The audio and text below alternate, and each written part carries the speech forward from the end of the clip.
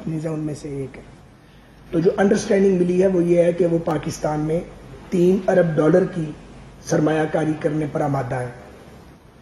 نہ ہم نے وہاں ان سے کوئی قرض مانگا ہے، نہ قرض پہ کوئی بات ہوئی ہے، لیکن فورن ڈائریکٹ انویسٹمنٹ پہ FDI پہ بات ہوئی ہے، G2G ارینجمنٹ پہ بات ہوئی ہے.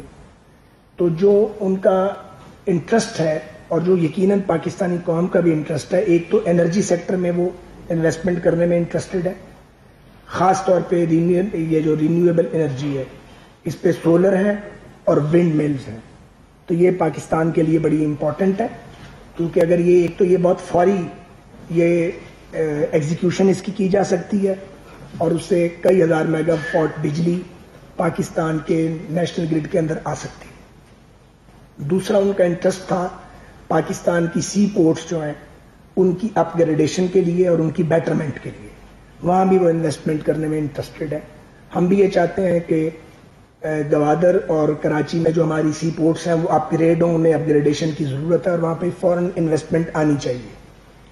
اس کے ساتھ ہی ہم نے ان کو ریکویسٹ کی ہے کہ اگر یہ جو پورٹ قاسم ہے اس کی اگر اپ گریڈیشن کی اور اس کو آپریٹ کرنے کا کوئی سلسلہ طے ہوتا ہے تو پھر کراچی سے پپری مارشلنگ یارڈ جو ریلوے کا ہے اس تک ایک ڈیڈیکیٹڈ فریٹ کوریڈور بھی بنے گا جو 55 کلومیٹر لمبا ہوگا.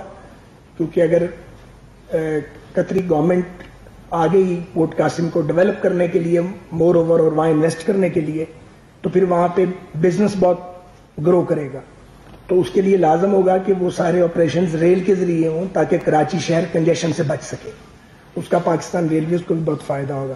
اس وقت جو پپلی کا مارشلنگ یارڈ ہے وہ آپ کو بہت سو کو پتا ہوگا وہاں جنک یارڈ بنا ہوا ہے، کوئی کام ہی نہیں ہو رہا. اس کے علاوہ قطر انویسٹمنٹ کی جو دلچسپی تھی وہ ایئرپورٹس میں بھی تھی. ہم بھی چاہتے ہیں کہ ہمارے ایئرپورٹس اپ گریڈ ہوں، لیکن میں آپ کو بتانا چاہتا ہوں کہ 42 ایئرپورٹس ہیں پاکستان میں، جن میں سے 11 ایئرپورٹس تو کلوز ہیں اور 5 ایئرپورٹ ایسے ہیں جو سیمی فنکشنل ہیں. اور جو فلی فنکشنل ایئرپورٹس ہیں وہ مجھے آپ کو بتانے کی ضرورت نہیں ہے کہ وہاں پہ کیا حالات ہیں. یہ جو آپ کا اسلام آباد ایئرپورٹ ہے یہ ہاف کیپیسٹی پہ چل رہا ہے. 10 ملین کی اس کی کیپیسٹی کے لیے یہ اس وقت ڈیزائنڈ اور 52 لاکھ مسافر ہیں. حالانکہ یہ 2 کروڑ سے زیادہ کی کیپیسٹی پہ چل سکتا ہے لیکن اس کے لیے انویسٹمنٹ چاہیے. اسی طرح جو آپ کا کراچی کا ایئرپورٹ ہے وہاں پہ گو کے کارگو آپریشنز چل رہے ہیں، لیکن وہاں پہ ایک نئے کارگو ٹرمینل کے لیے جگہ مدت سے پڑی ہے اور ہم نے کچھ بھی نہیں کیا وہاں پہ. تو یہ جو ہمارے ایئرپورٹس ہیں کیا انہیں جدید ایئرپورٹ نہیں بننا چاہیے؟ کہ کیا یہاں پاکستانیوں کو دنیا کی جدید ترین سہولتیں نہیں ملنی چاہیے؟ نہ کسی نے کسی ایئرپورٹ کے کسی شیئر کو فروخت کرنے کی بات کی ہے، نہ کوئی اس طرح کی آفر کی گئی ہے، نہ اس پہ کوئی گفتگو ہوئی.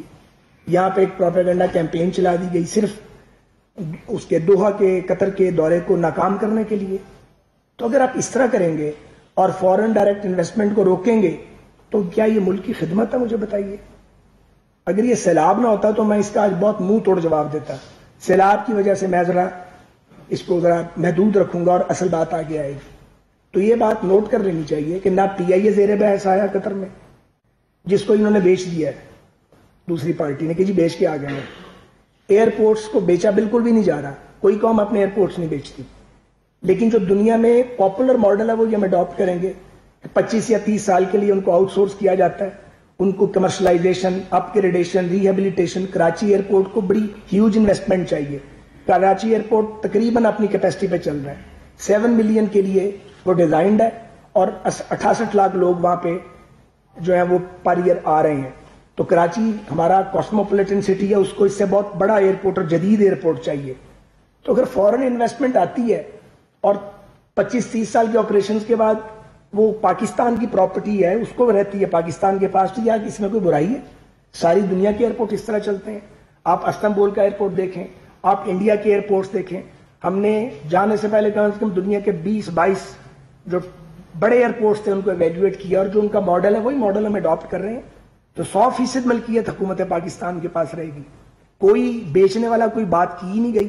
یہاں پہ ایک تمار اور طوفان کھڑا کیا گیا، اتنی بڑی آفت آ گئی ہے قوم پہ جس کی طرف اب میں آنے لگا ہوں، مگر اس آفت کا خیال نہیں ہے. خیال یہ ہے کہ مقدمے کرو، لوگوں کو پکڑو، جیلوں میں ڈال دو، پولیٹیکل ورکرز کو رگڑو، اور یہ جو اگر فورن ڈائریکٹ انویسٹمنٹ آنے لگی ہے یا 1 لاکھ پاکستانیوں کی جاب اپرچونٹی آ رہی ہے، اس کو ڈیمیج کر دو، سیبوٹاج کر دو. ظاہر ہے جو لوگ انویسٹ کرنا چاہتے ہیں، اگر آپ ان کو بدنام کریں گے، کنٹروورشل کریں گے، تو پاکستان کے علاوہ اور کتنی جگہیں ہیں دنیا میں جہاں اگلے انویسٹمنٹ کر سکتے ہیں. پوری دنیا میں قطر نے انویسٹمنٹ کی ہوئی.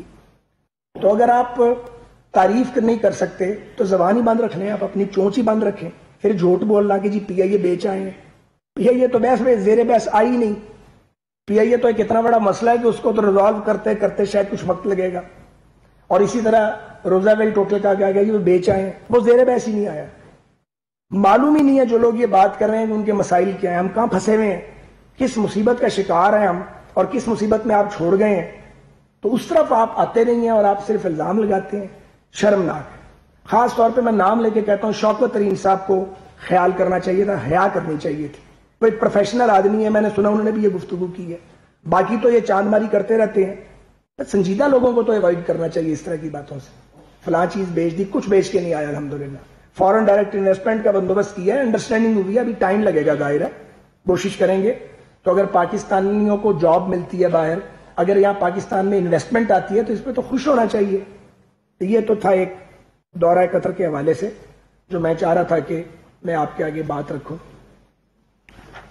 جو اس وقت ابھی میں وزارت ریلوے سے آیا ہوں، ہم نے بڑا میراتھن سیشن کیا ہے railway headquarter, divisional headquarter اور منسٹری نے. تو میں ویسے آپ کو بتانا چاہ رہا ہوں کہ اس وقت ملک بھر میں میٹ آفس کے مطابق معمول سے 212% زیادہ بارشیں ہوئی ہیں.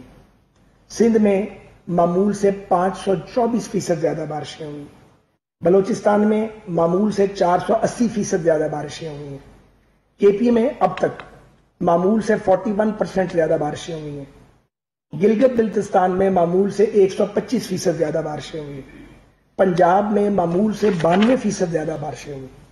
بعض مقامات ایسے ہیں جہاں 30 سال، 44 سال، 75 سال، 72 سال اور 18 سال کے اور 30 سال کے ریکارڈ ٹوٹے ہیں سندھ میں، بلوچستان میں. تو آپ سوچیں کہ کتنا خوفناک معاملہ ہے اور لوگ کس عذاب اور مشکل میں مبتلا ہیں. تو ریلویز کے حوالے سے ہمارا، ویسے میں آپ کو بتانا چاہ رہا ہوں کہ ہمیں تقریباً 10 ارب روپے ہمیں ہر مہینے خرچ کرنے ہوتے ہیں. اس میں پینشن ہے، سیلری ہے، آپریشنز ہیں.